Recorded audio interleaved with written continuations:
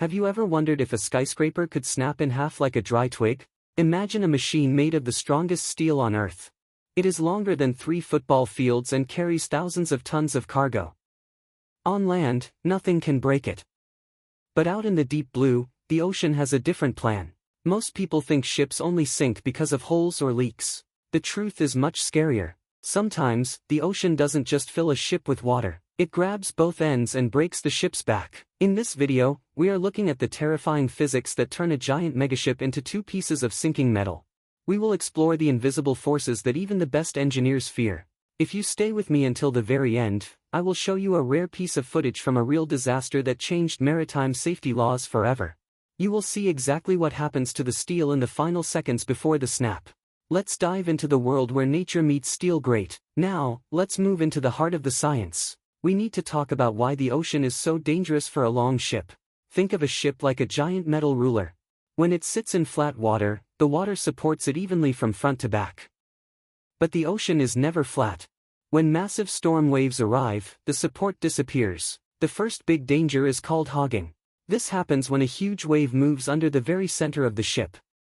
The middle is pushed high into the air by the water.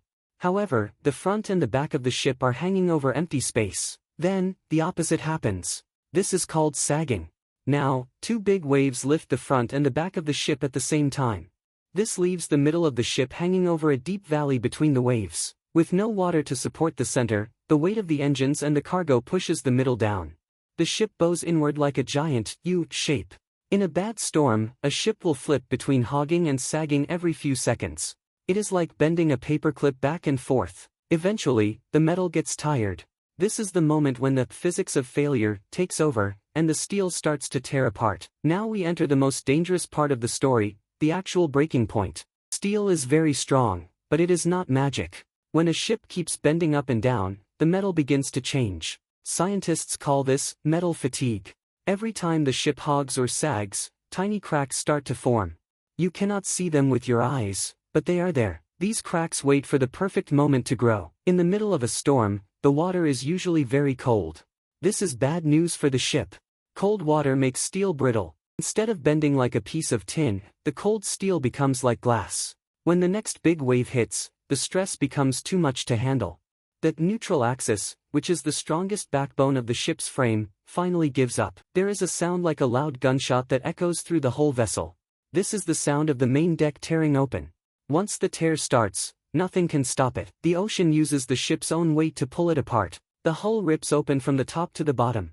In just a few minutes, the giant ship is no longer one piece. It is now 2 separate islands of steel, and the ocean is rushing into both of them. To see these physics in action, we can look at a real-life disaster.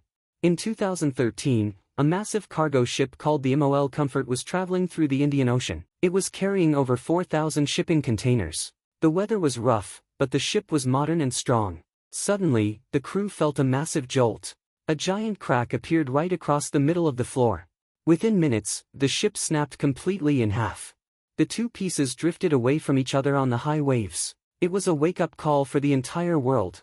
It proved that even with the best technology, the ocean's power is greater than anything we can build. This disaster changed how we build ships today. Engineers now use stronger steel and extra layers of metal in the areas where hogging and sagging are the worst. They also use computer sensors to warn the captain when the ship is bending too much. These sensors are like a nervous system for the ship. If the stress gets too high, the captain can change direction to face the waves differently. We are getting better at protecting these steel giants, but the lesson remains the same. Maritime safety is about more than just keeping water out. It is about understanding the invisible war between nature and steel. As I promised at the start, here is that final look at the physics of the snap. When a ship breaks, it usually happens at the midships, which is the exact center. This is because the center is where the most bending pressure builds up. Once that center line fails, the ship loses all its strength. Thank you for watching this deep dive into the power of the ocean. If you want to see more stories about how humans face the wild forces of nature, make sure to subscribe. Don't forget to hit the like button if you learned something new today. Stay safe, and we will see you in the next story.